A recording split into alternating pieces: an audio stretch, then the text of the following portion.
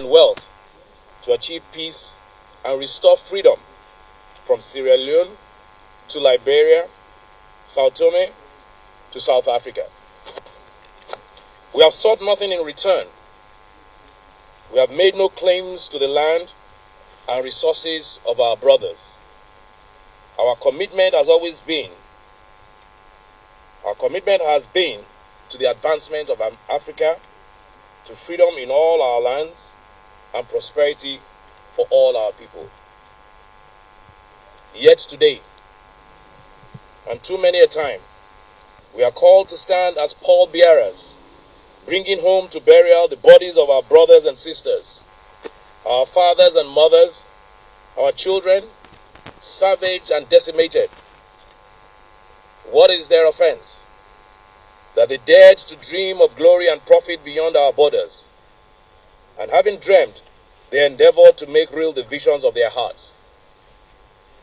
We did not provoke, nor do we deserve the violence that has been visited on our people in South Africa. We reject entirely the obvious attempt to change the true narrative of events by casting the recently organized acts of violence as merely internecine conflict between gangs fighting for turf. Unless it is the position of South African government that all Nigerians living in South Africa are gangsters and criminals, we demand that they reject these claims without equivocation.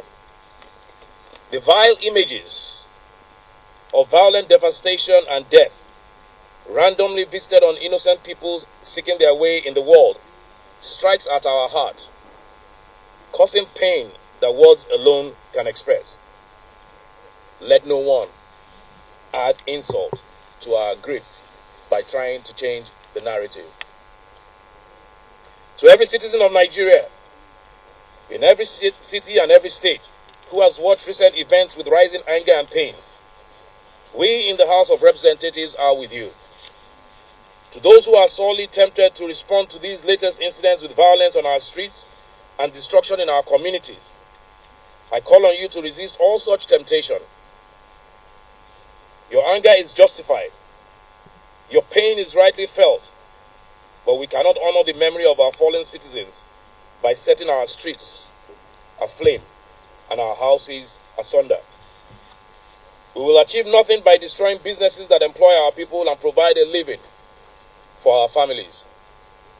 We will honor the lives of our fallen brothers by making sure that never again will our citizens' inalienable right to life and liberty be so wantonly denied here at home or anywhere else in the world.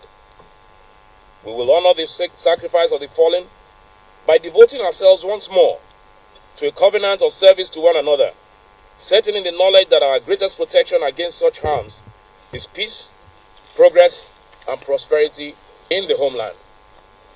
The leadership of the House commends the actions thus far taken by the President, Mohammed TFR, through the Honorable Minister of Foreign Affairs, in communicating the government's extreme displeasure at what has occurred and taking action to see to the return of those our citizens who are willing to come home at this time.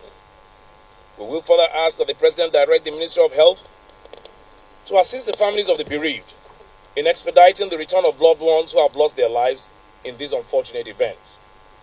The leadership of the House of Representatives will also shortly invite the Honorable Minister of Foreign Affairs, the Nigerian Ambassador to the Republic of South Africa, the Chairman of the Nigerian Diaspora Commission, and other stakeholders to jointly consider the causes of these latest incidents of organized mass violence and murder of our people.